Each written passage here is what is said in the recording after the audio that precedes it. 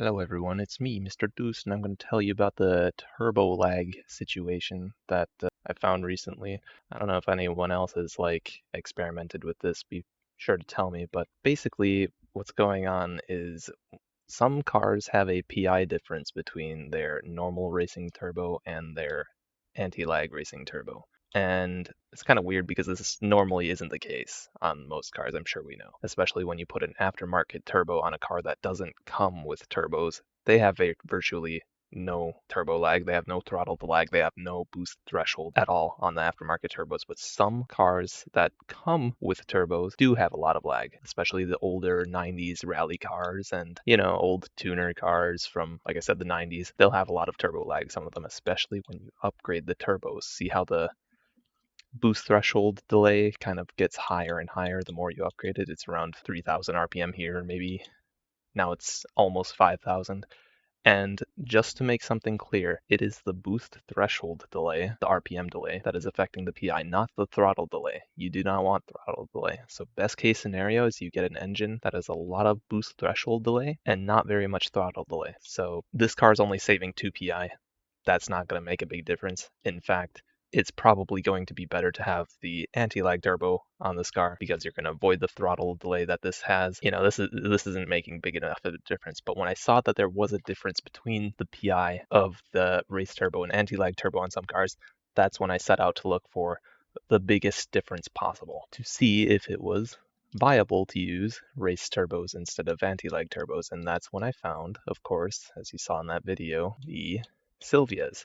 So you might be wondering what's going on with these Sylvias and why are they so fast, and the 240SX as well, because the 240SX is using the 2001 Sylvia engine. If we take a look here, it is engine swapped to the Sylvia engine. And normally the Civic engine would be the most optimal engine swap for this car. Just makes sense. This engine's very good in this game, just like it was in Horizon 5.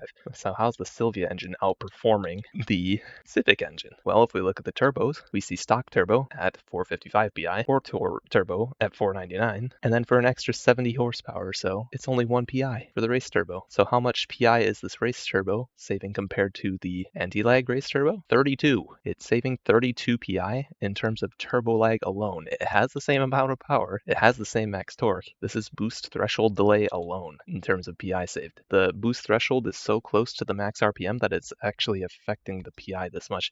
And it's pretty interesting that this works. You might be wondering, well, what's the downside? Surely it's a lot of turbo lag, right? Not really, actually. The bigger issue is the boost threshold delay. If we try to launch in a normal first gear, like my fourth gear is geared to around 55 miles per hour, it doesn't accelerate. Third gear, it struggles a bit too, even though third gear is very short, only 40 miles per hour. That's why this car has two incredibly short gears to actually get off the line.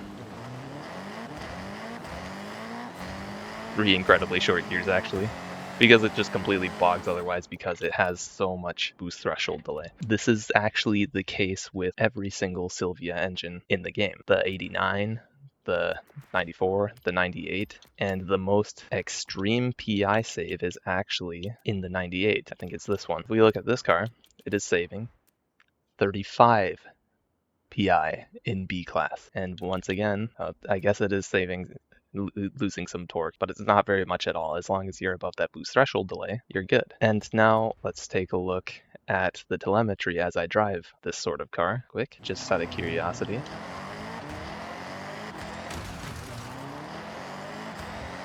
It takes a while for it to get to max boost, but as long as you're, up there and on the throttle, you're good. It does stay at max boost. That is not the case for every car. The 89 Sylvia, let's take a look at this thing. This thing is the most ridiculous of them all, by the way, when you swap them all to the 2001 Sylvia engine. But this has the stock 1989 Sylvia engine. The 1989 Sylvia engine struggles a lot bad. If I try to launch this thing, it does not move. Of course, I could try to get a race transmission, but that is kind of hard to fit into C-Class. And I'm going to explain another thing about these turbo lag builds, and why I wasn't able to get a race transmission into C-Class with this particular car. The max boost on the Sylvia engine is also 39.7 psi. It literally cannot get there. It takes too long. It doesn't have enough fuel and airflow to actually get to its max boost. The max power of this engine is supposed to be 318, but it can't get there. It starts going down once you get too high of RPM, and yeah, it can't do it. Let me tell you another broken thing about these turbo lag builds, especially about the 1989 Sylvia, if you were to use it in B-Class. For some odd reason, when you have this much turbo lag, or boost threshold delay, whatever you want to call it, for some reason the game starts to ignore the effect that certain car parts have on top speed. Like taking off the rear wing. This normally would increase the PI, and for good reason, because it's increasing the top speed by 31 miles per hour. It just kind of makes sense that the PI would go up. So why is it going down by 11? Well, it's because it's completely ignoring the effect on top speed because it has so much turbo lag. I don't know why the game does that. I can't really explain it, but that's what's going on in the background. It's ignoring the top speed increase. It's only looking at the grip lost, and you're saving PI because of it. It's very strange. How much PI is this car saving in particular? 25. Now, you can tell how efficient you're being by the difference between race turbo and anti-lag turbo, as I said. What if you upgrade parts that you're not supposed to? See, intercooler is a turbo upgrade, so that's not going to increase the air and fuel flow to the engine or to the turbo. It's just going to give you more lag, which is what you want at the end of the day. What if you were to upgrade something else? Like, let's say I got sport weight reduction, exhaust, and this, or something like, I don't know, this, that's good. What's the difference in the PI gonna be now? It's only 19. Not as efficient, not as much PI saved.